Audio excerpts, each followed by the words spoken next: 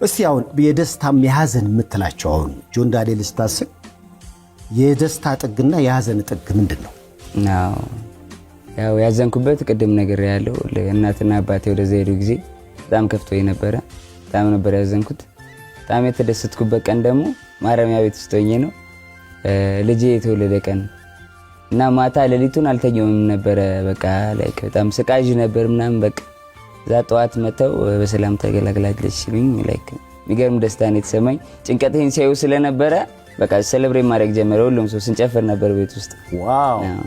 ስለዚህ ሊዮ የሚለው ስም የወጣው ራሱ ያን ይመስለኛል። አዎ። ስም አዘጋጅተህ ነበር የጠበቀው?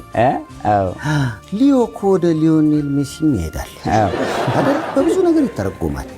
እስር ቤት እያለህ አሁን ይመስለኛል የሙዚቃ ዝግጅቶች፣ የመዝናኛ ዝግጅቶች ይዘጋጃሉ፣ ይመጣሉ ለበዓል። ከአርቲስቶች ከታዋቂ ሰዎች ጋር የመገናኘት አጋጣሚ ነበር?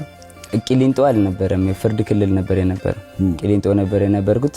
ቂሊንጦ ግን የማረሚያ ቤቱ ባንዶች መተው ሲዘፍኑ ነበርኩኝ እና አልዘፈንኩም። ተመልካቾች ብዙ አዳዲስ ጓደኞች እንደምታፈራ ተስፋ አረጋለሁ። እስር ቤት ማለት ከማታውቀው ሰው ጋር የሚያገናኝ ቦታ ማለት ነው። ምን የተለዩ ሰው ምን የተለየ ጓደኛ ፈራብ? ያው እስር ቤት ውስጥ ላይክ ከብዙ አይነት ሰዎች ጋር ታሰር ያለው አባቶች አሉ፣ ትልልቅ የሃይማኖት አባቶች፣ በጣም የተማሩ ሰዎች አሉ። ሁላችንም አንድ ቤት ውስጥ ነው የምንኖረውና አንድ ቤት ውስጥ ስንኖር ደግሞ ላይክ እንደ ቤተሰብ ነው እዛ የምንኖረው፣ እንደ ፋሚሊ።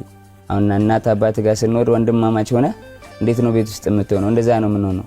እንደ አባት የምናያቸው ሰዎች አሉ፣ የምናከብራቸው። እንደ ወንድም ደግሞ የምንቀላልዳቸው አሉ። እንደ ታናሽ ደግሞ የምንመክራቸው የምንገዛቸው ልጆች አሉና ቤት ውስጥ እንደ ቤተሰብ ነበር የምንኖረው።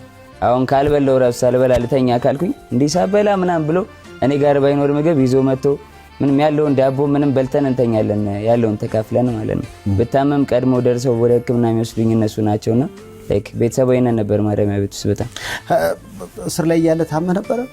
አዎ አውቃለሁ። ታመ ምን አጋጠመ?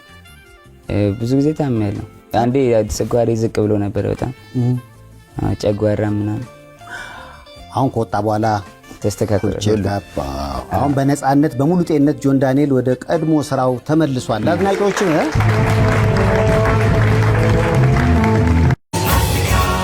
ከጅምሩ